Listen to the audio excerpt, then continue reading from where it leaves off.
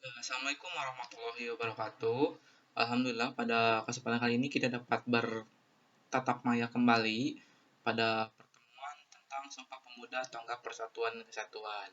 Nah, sebelum kita lanjutkan pada pertemuan kali ini, mari kita panjatkan terlebih dahulu dan berdoa kepada Tuhan Yang Maha Esa untuk diberikan kesehatan serta berkah atas pada pembelajaran pada kali ini.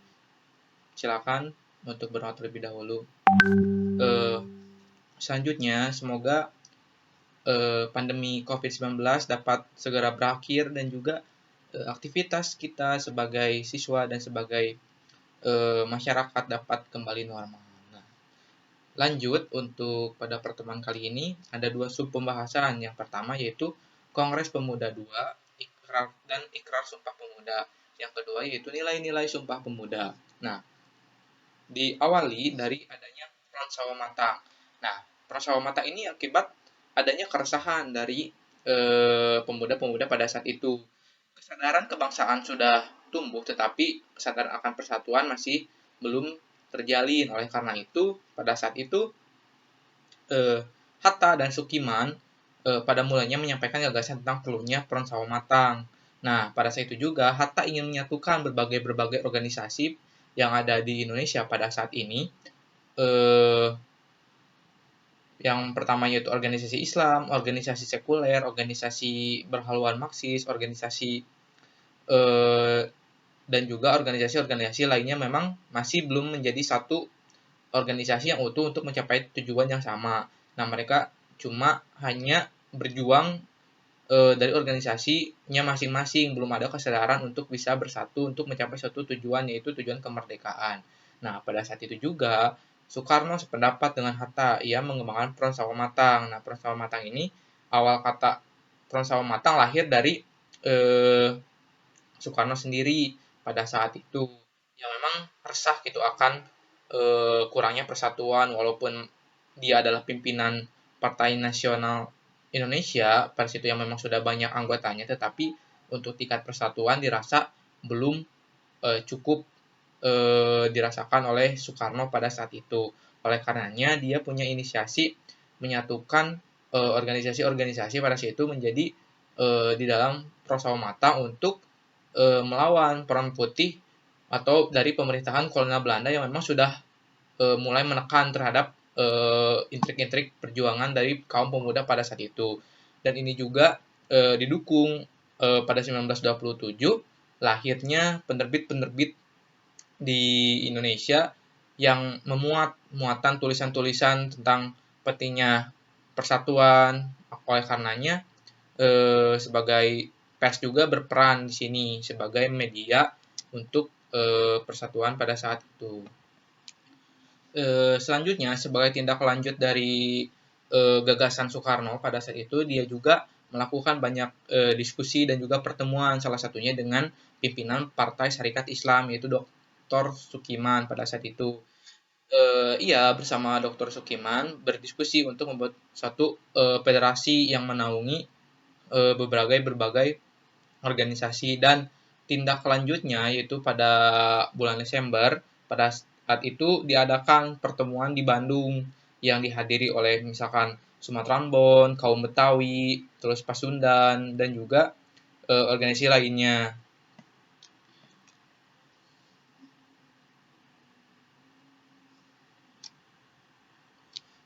Dengan adanya pertemuan yang dilaksanakan di Bandung pada saat itu, lahirlah suatu organisasi atau persiapan pada saat itu adalah pemufakatan perhimpunan-perhimpunan politik Indonesia yang di dalamnya itu adalah Dewan Penasehat, terus ketua dan juga sekretaris yang merangkap sebagai bendahara.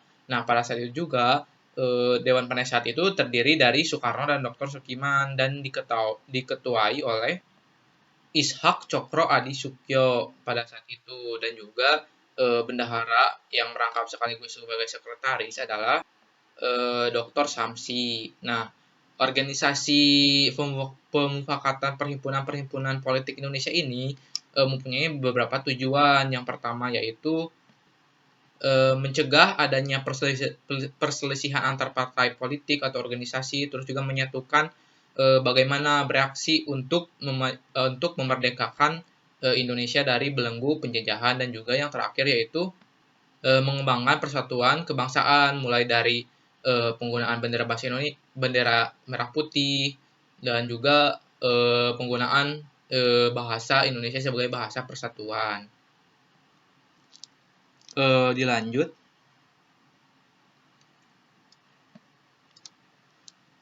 di sini ada beberapa tanggal yang penting gitu pada saat itu, yaitu pada tanggal 15 November 1925 dilaksanakan pertemuan organisasi-organisasi pemuda. Nah, pertemuan kali ini yaitu dihadiri oleh organisasi-organisasi oleh perwakilannya, yaitu Yong Yapa, Yong Sumatran Bon, Yong Cilebes, Yong dan yang lainnya gitu, dan juga organisasi pelajar-pelajar dari Minahasa. Nah, pada pertemuan kali ini membahas tentang rencana adanya Kongres Pemuda yang diketuai. Untuk persiapan pelaksanaan Kongres Pemuda ini diketuai oleh Tabrani pada saat itu. Yang selanjutnya panitia ini diberi nama yaitu sebagai komite yang tugasnya untuk mempersiapkan Kongres Pemuda. Kongres yang pertama ini diketuai dilaksanakan pada tanggal 30 April sampai 2 Mei 1926 diadakannya rapat besar pemuda di Jakarta yang kemudian dikenal sebagai Kongres Pemuda. Nah, Kongres Pemuda ini diketuai oleh Tabrani yang memang pada saat itu juga sebelumnya sebagai ketua komite persiapan Kongres Pemuda. Tujuannya adanya Kongres Pemuda yang pertama ini yaitu untuk membentuk suatu badan sentral, yaitu untuk menyatukan berbagai organisasi yang kemudian menetapkan paham persatuan kebangsaan dan juga untuk mempererat sesama organisasi-organisasi kepemudaan pada saat itu. Gagasan-gagasan persatuan dibicarakan juga dipaparkan oleh beberapa tokoh dalam kongres itu, yang contohnya itu Soemarto misalnya tampil sebagai pembicara dengan topik gagasan persatuan Indonesia, terus Bahrul Dojan tampil dengan topik kedudukan wanita dalam masyarakat Indonesia, Nanda Adam menyampaikan gagasan tentang kedudukan kaum wanita di Indonesia, terus juga Paul Pinontoan berbicara tentang tugas agama dan pergerakan. Nah, itu adalah tokoh-tokoh yang memang berbicara pada Kongres Pemuda pertama tentang yang memang menyoroti aspek persatuan dan kesatuan pada saat itu, yang memang dirasa belum terbentuk oleh karena perjuangan-perjuangan antar organisasi yang memang belum ada yang menghimpun dalam suatu komando atau suatu organisasi yang satu gitu, yang tadi dikatakan bahwa organisasi sentral pada saat itu.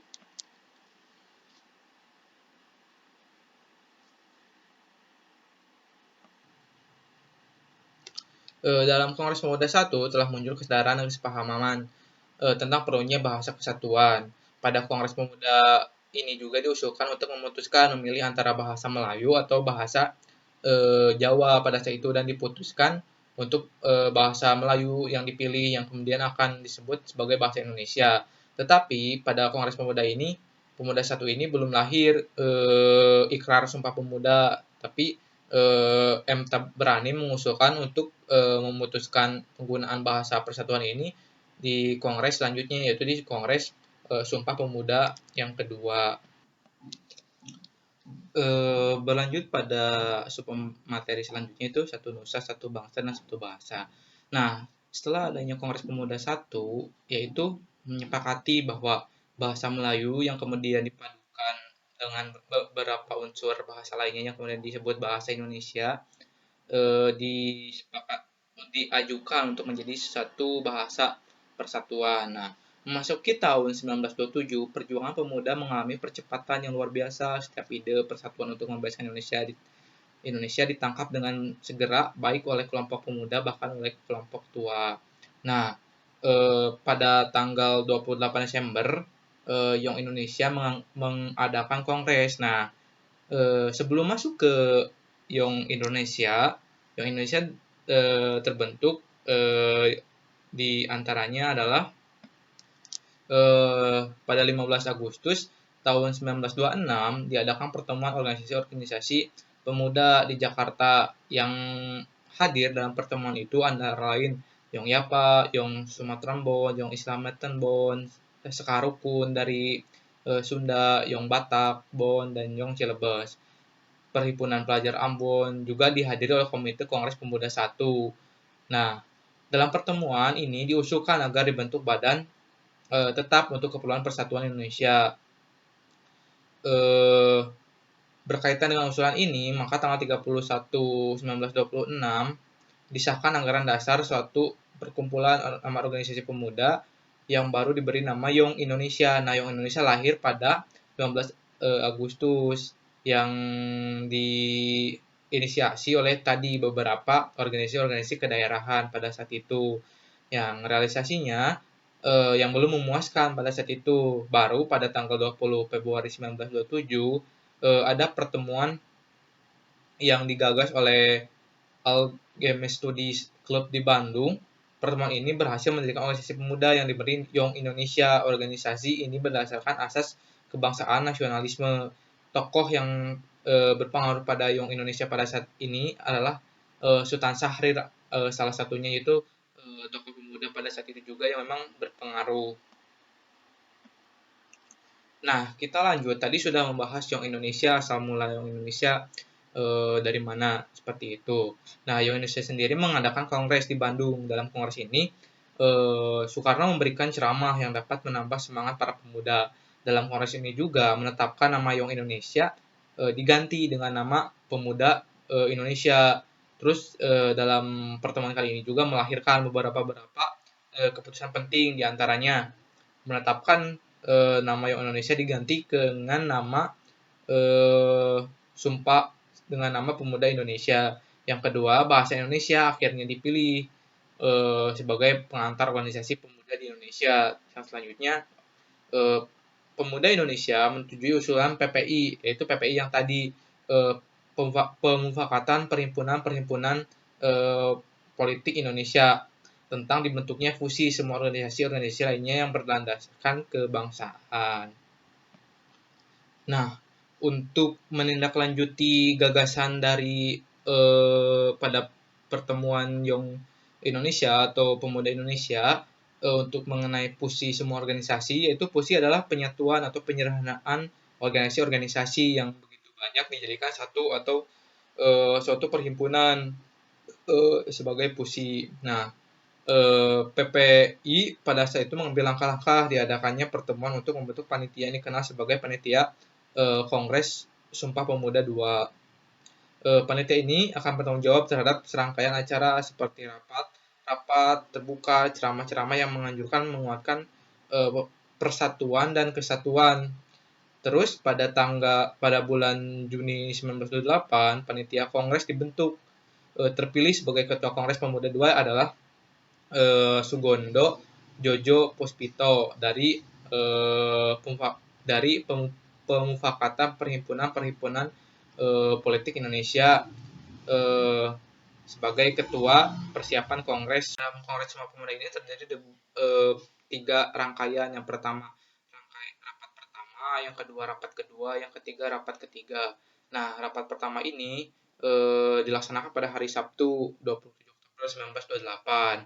Nah, rapat ini dibuka oleh Ketua Panitia Kongres Pemuda II. Di dalam pembukaan ini dibacakan amanat tertulis dari Insinyur Soekarno. Nah, pengurus Perhimpunan Indonesia yang berada di Belanda sementara itu pidato pembukaan Sugondo Jojo Puspito menyerukan tentang pentingnya Indonesia bersatu dan sidang pertama Muhammad Yamin memberikan ceramah tentang persatuan dan kebangsaan Indonesia. Yang ceramahnya itu menegaskan ada 5 faktor yang memperkuat persatuan bangsa, yaitu faktor sejarah, faktor hukum adat, pendidikan, dan kemauan. Nah, untuk rapat pertama yaitu membahas hal-hal tersebut. Nah, pada rapat selanjutnya, di rapat kedua lebih membahas pada pendidikan. Yang berbicara pada kesempatan rapat kedua kali ini yaitu Ki Hajar Dewantara, yaitu membahas tentang pendidikan. Diharapkan juga sebagai pembicara tetap berhalangan hadir juga, ada yang berhalangan hadir misalnya.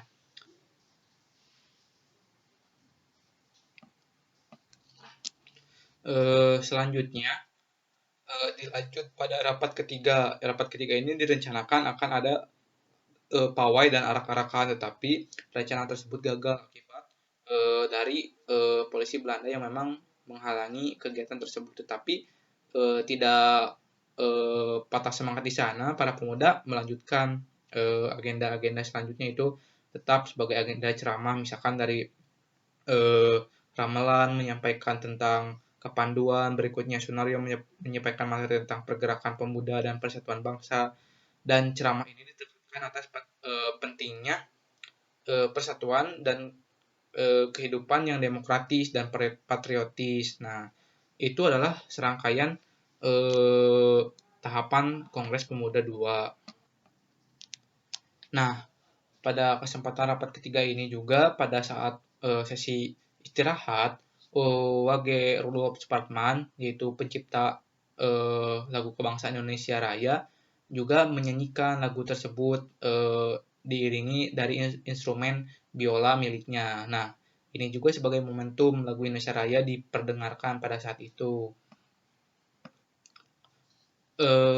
Nah, setelah istirahat kemudian dilanjutkan rapat. Nah, pada puncak Kongres Pemuda II ini diikrarkanlah Sumpah Pemuda yang kemudian kita kenal sebagai Sumpah Pemuda senantiasa menjadi keputusan penting dan historis monumental dalam Kongres Pemuda II, dan juga sebagai bagian sejarah yang tidak terlepaskan dari sejarah bangsa Indonesia.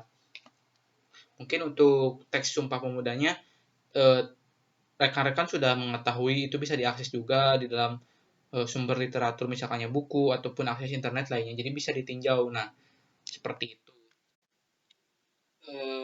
Setelah banyak kita membahas tentang Sumpah Pemuda, nah kita ambil nilai-nilai penting dari Sumpah Pemuda tersebut.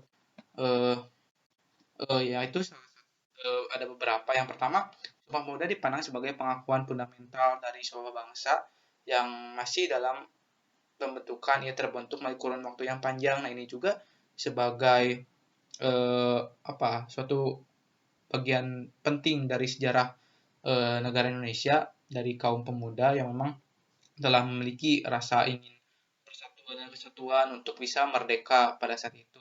Dan juga peristiwa Sumpah Pemuda, para pemuda telah menunjukkan pentingnya jati diri Indonesia, penguatan semangat kebangsaan atau nasionalisme.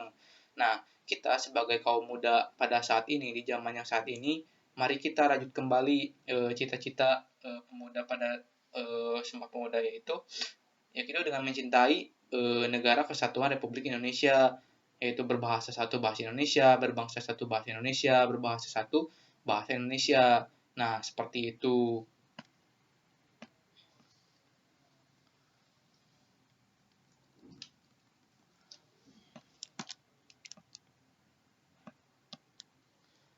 Kita juga belajar bahwasanya dengan adanya persatuan, semua akan dilalui lebih mudah dikarenakan kita bersama-sama.